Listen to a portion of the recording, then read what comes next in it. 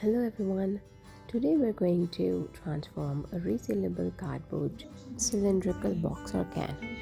Firstly, apply a layer of gesso on it and then using any color of your choice. Here I've mixed up some white and crimson to form pink color and painted the box completely. After the acrylic paint on the box or the can dries up completely, apply a coat of varnish thoroughly. Do not skip this step because this ensures to secure your art or the paint on the box. Next, I've grabbed some mirrors and fabric glue. I begin pasting the mirrors as per the design that comes to my mind.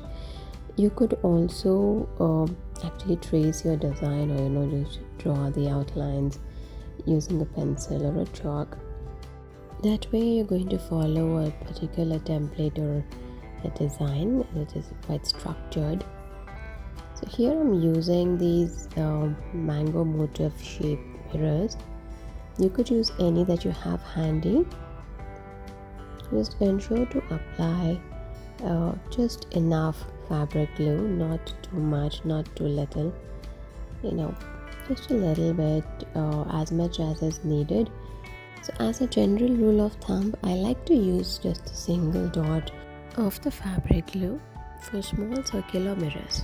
So this way what happens is when you press the mirror over the fabric glue dots, it doesn't smudge out and only covers the surface area of the mirror. Of course, use more glue as per the size of the mirrors.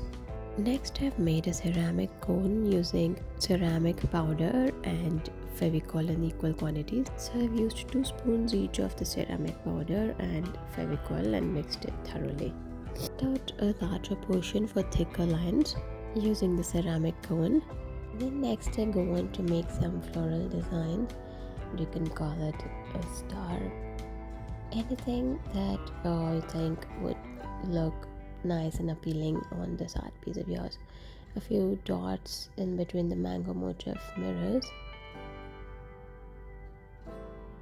Continue making more of these flowers on the other sides of the cylindrical can. See how good this looks with those thicker lines, these flowers. Thin lines would not have given this kind of an aesthetic appeal to the art piece, because these flowers tend to stand out now with the thicker lines.